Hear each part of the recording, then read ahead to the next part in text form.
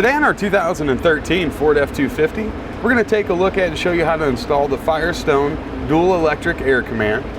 This is a standard duty compressor with dual gauges and dual function. Part number is F250. Now here's what our kit's going to look like. The main components are going to be our compressor that we've got here and our dual gauge panel. We're going to have two needles in there, one for each side, and then we just press up or down to get more or less air into the system. We're going to have the inlet filter, or something that's going to filter the air as it's going in so we're not drawing in excessive moisture. A couple of replacement elements and the hardware for that. All the hardware to mount our system up. We're going to have our relay and wiring kit here and the hoses that we need to get it all tied together. Now, really easy way to inflate and deflate the bags. All we have to do, press the levers down and you can hear the air leaving the system. When we're ready to inflate our bags, it's a really easy process. All we're going to do is lift up on both our levers. The compressor is going to kick on and inflate our bags to whatever our desired pressure is. Another great thing about this dual phase system, or the dual zone system, if we need more air on our driver's side, we'll hit up the driver's side button. If we need more on the passenger side button. The individual control will help us stabilize any off-center, off-balance loads. The nice, easy-to-read gauge is going to offer two needles, one for our passenger side, one for our driver's side, so we know exactly what our settings are from inside the vehicle. We don't have to carry around an air pressure gauge and go to the back of the vehicle and try to determine what pound we have on what side. Now the first thing we're going to do here is take the NPT fitting. We're going to thread it right into the top of our compressor. That's going to have some thread lock on it. Just want to tighten that up so that's going to fully engage the threads of our compressor there. Now we're going to find a location to mount this. Usually the frame rail here is a good option. We want to make sure that we don't have any interference, like our parking brake cables here. We want to make sure we don't have any interference with that. We'll level it out there, and now let's mark our 4 hole locations. Now let's go ahead and drill them out using a 3/16 inch drill bit.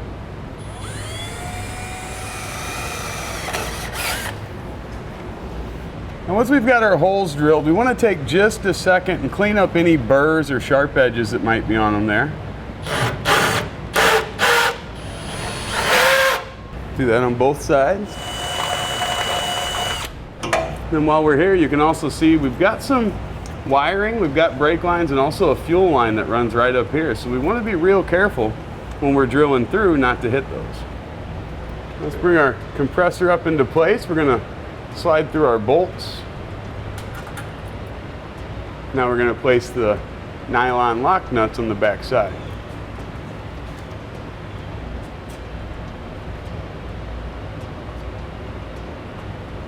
Now we're going to tighten these down, and we want to use just a little bit of caution when we do. We don't want to over tighten and crush the brass bushing in there. That gives us our isolation, or allows that rubber isolator to work properly.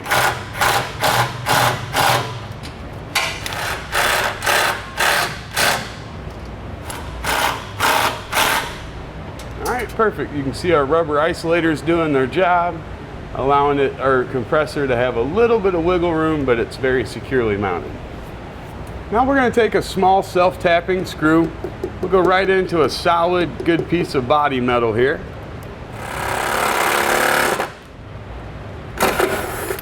Once that's passed through, we're going to take the black wire off our compressor. That's going to be our ground. Place it on that self-tapping screw and then run it down nice and tight.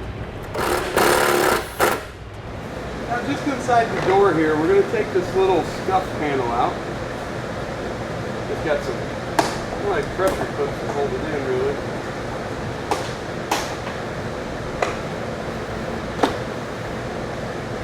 We're just going to get it out of the way far enough where we can pull up our carpet here. We reach underneath, there's a grommet right here in the floorboard. Pull that out.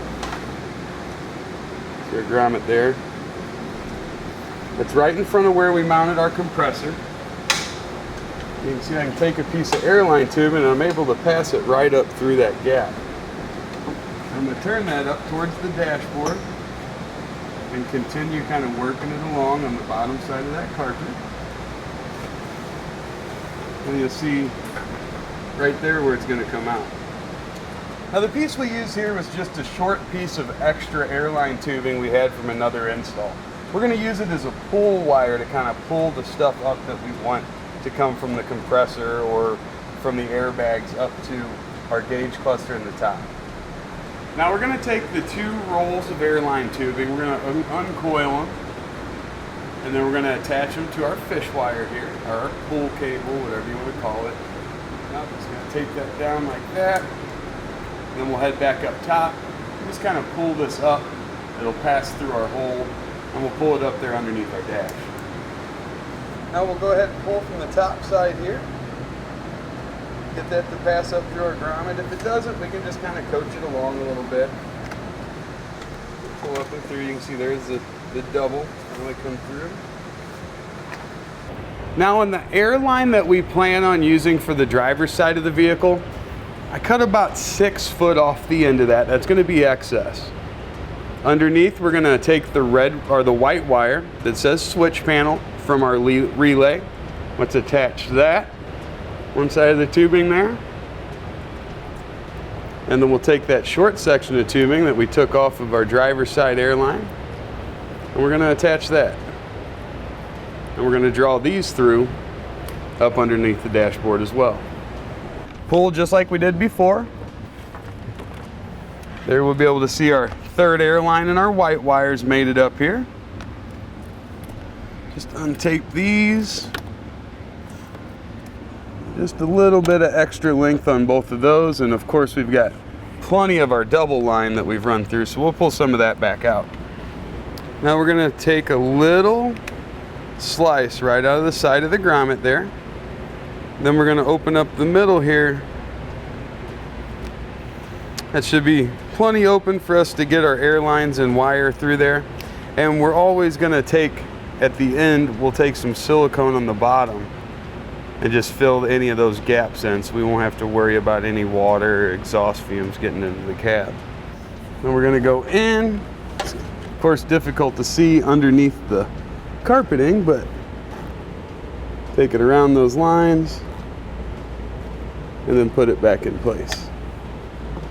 And there you can see with our grommet around our lines that are running up towards the dash, and you'll notice they're angled away from us. I've sent them right over against that center console. That way we won't have a hump in the carpet. We'll run them right all the way over around that console, right up there by our gas pedal.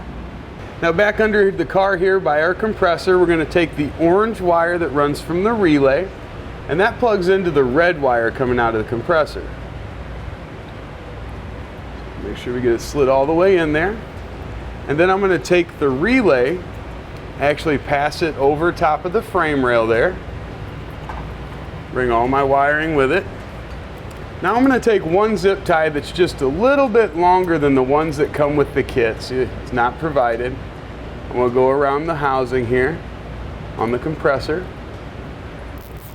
Start cinching that down. And I just want a little bit of slack here. I want this zip tie to hold a little bit of slack on those two wires so I don't have to worry about them being pulled. You can see just a little bit of wire, a little bit of extra wire there. Then we can trim that off, of course. Now we're going to take our relay, our excess white wire, and our orange wire, and we're going to clean this up. Use a couple of the zip ties from the kit.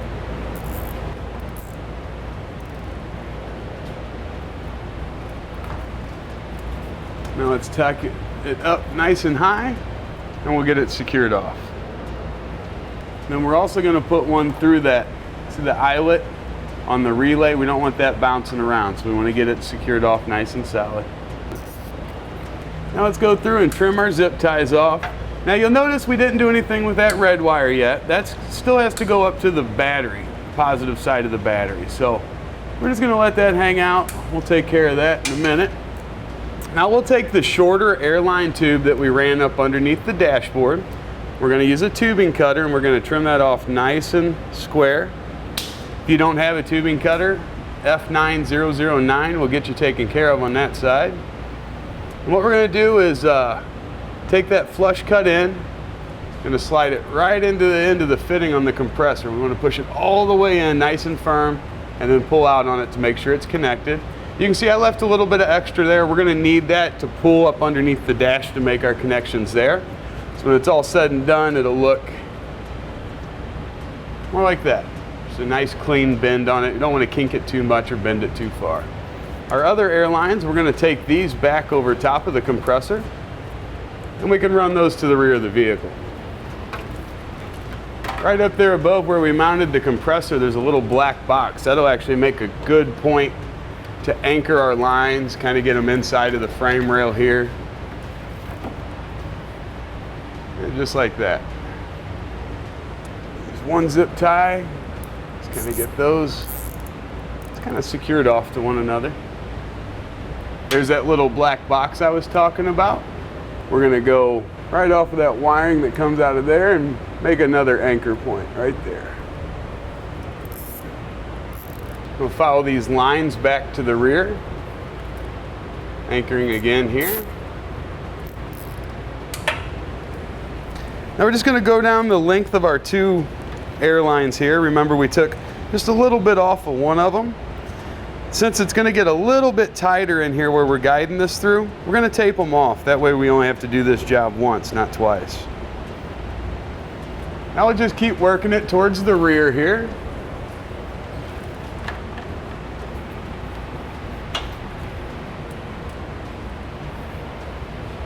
Now I'm going to separate our airlines since we've got them back here where we want them. The shorter one here, that'll stay right by our driver's side bag. Let that hang there. Our longer one, that's going to go across to the passenger side bag. Now if we're lucky, we can get this to pass in this hat channel. Come over here where we can see it. And it'll come out the other side. I'm going to run that kind of down behind our shock here. I don't want it to get it too close to that exhaust. We certainly don't want any damage to occur to it. And then that one will be able to hang out right back here by our passenger side airbag. Now we're just going to take a short section of airline off of our passenger side line. Trim that up nice and flush. And we'll want to allow this to rest in warm water. It's going to soften those ends up a little bit. We can then take the provided fitting. We're going to thread that right on the back of the vent.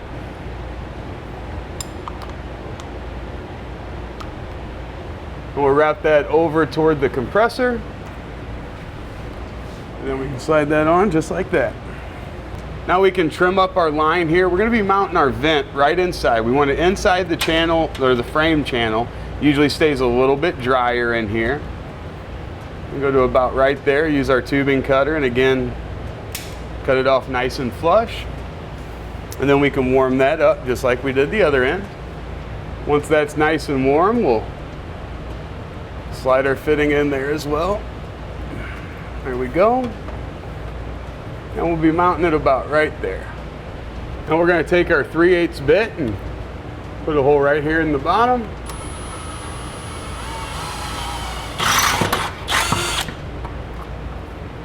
Slide that up in. Make sure it's secure in there, and that'll be our filter attached to our vehicle. Now we're going to take care of routing our 12-volt wire up to a power source, which in this case is going to be our battery. Something I'm going to do is pull out on this tab on the front, you see it there? Take the cap off, and I'm just going to pull the fuse out for now. Slide that bit back together, we'll stick the fuse in our pocket, and the last thing we'll do before we test our system will be to put our fuse back in. Now we're going to take the wire, I'm going to run it right up along our frame rail here. We want to stay in pretty close because we've got the front drive shaft right here. There's a little opening in the frame here. I'm just going to use that to come out of the hole right here. That's going to give us less of an opportunity for it to come over and make contact. Just like that. And then straight up here is my brake booster. I'm going to go up near that, and then we're going to head across to the other side. Now, if we look through here, see how that hole passes all the way through the frame?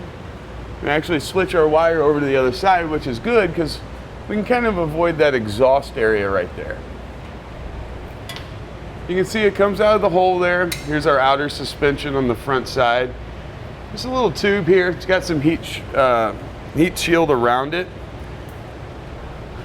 I want to anchor my power wire right there to that so it won't go any further back towards the compressor, and we won't have to worry about it hanging down. Just using one of the provided zip ties here. And just like we've been doing, we'll trim off any excess.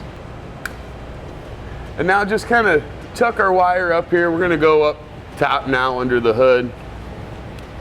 See if we can't reach down in here and grab it. So we want to tuck as much up in there as we can to give us as much opportunity as possible here. You'll see right down here kind of where we pushed our wire up to. Let's pull it on through.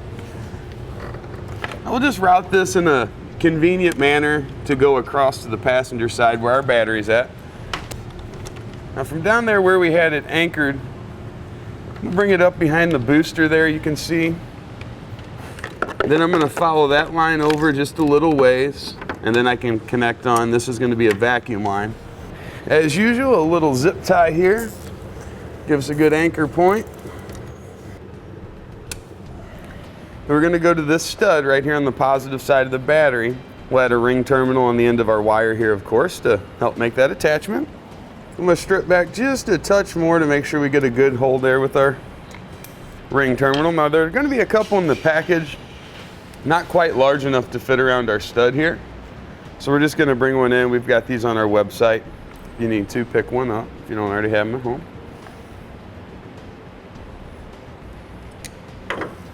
Back our stud off here.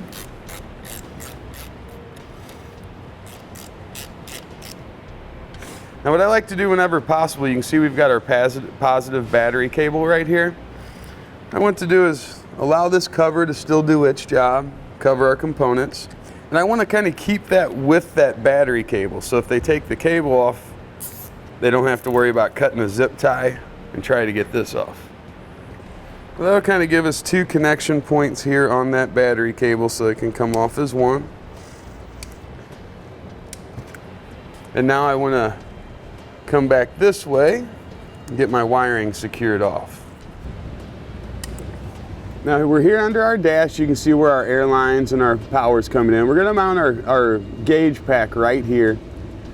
This little Christmas tree fastener is going to be in the way. Let's try to pull that up and out of the way here. There we go. That'll give us a nice clear area in there so we can mount our brackets and bolts on. Now with that out of the way, you can see the two kind of tabs that stick off each side. It's got a slotted screw hole location. We're going to use that to mount. What we'll do is just kind of mock it up here temporarily. And we want to mark that location on each side. Now we can use the same size drill bit we did before, the 3/16, and go ahead and drill it out. Now we will use a little bit of caution and make sure that we don't have any wires up behind there where we're drilling, which is, we're clear now. Now we've got a couple of electrical and also air connections to make on the back of our gauge here. If you look, we're looking, this is the right side of the gauge when you look at the front. So the white wire that connects to the very outside and then connects to the inside on the other side, this is going to be used for ground. The one that's on the inside here on the right side and on the outside on the left side looking at it from the front, that's going to go to our relay. I just put a little mark there to indicate that. We're then going to have two black wires that run out of the back of our gauge. The one on top is also going to go to ground. The one on the bottom is going to go to a circuit that's illuminated when the dashboard lights come on. What this is going to do is provide power for our gauge and light that up. As far as the grounds go, I'm going to connect these together. So I'm going to take this butt connector off here. I'm going to trim this one up just a touch. Strip the ends off each of them there. I'm going to combine the 3 of those together. Then we can take one of our butt connectors. We're going to slide that right on the end. Pull each one to make sure it's connected properly. Then we're just going to take a additional short little piece of wire and connect onto the other side there. I'm going to strip quite a bit off of this side and double that up, since we're using a little bit bigger butt connector. Give us a good connection. Now for the circuit we need illuminated when the running lights are on or when our dashboard lights come on, we're going to go out under the hood with that. So I'm going to add another smaller heat shrink butt connector. And to that one I'm going to add similar sized wire. And then into our last connector there that was already attached, we're going to add the white wire that came from our relay box.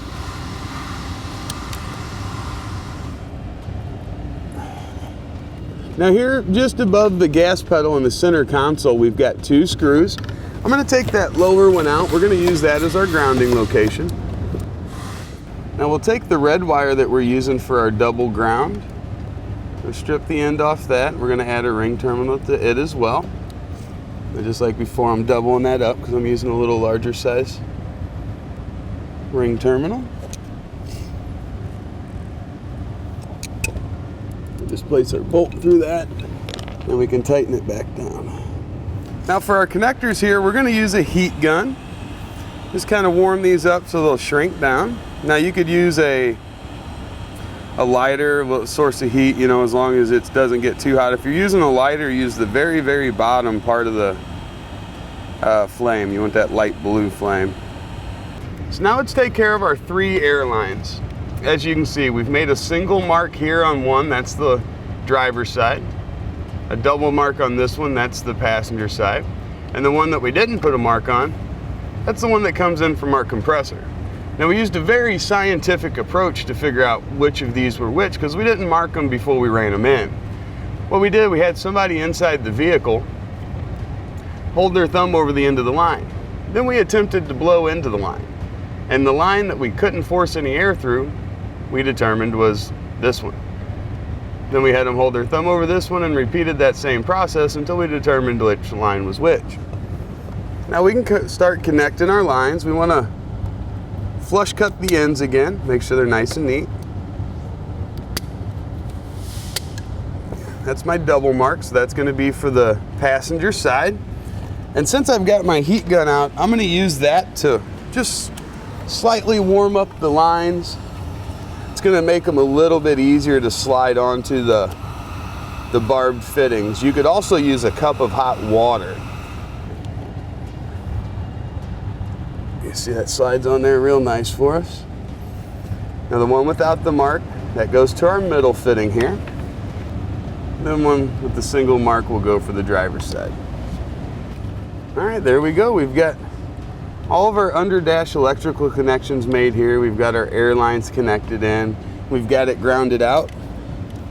Now all we have to do is take our one wire for the illumination circuit, get that ran outside of the vehicle there to where we can connect it into the fuse panel. Now I'm going to go out the large grommet that we've got right here. Now we'll take one of our Phillips head bolts, put it up through our gauge, then up through our pre-drilled hole there. Going to slide another washer on top of that, and then thread on one of the nylon locking nuts. Do the same thing for our other side here. Now we'll use a wrench to hold the nuts in place while we tighten down our bolts.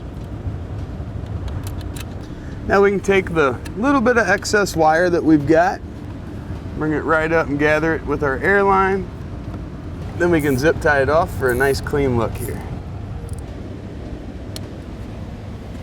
Now let's splice in using our T connector so we can run each side individually. This is part number F3205-1.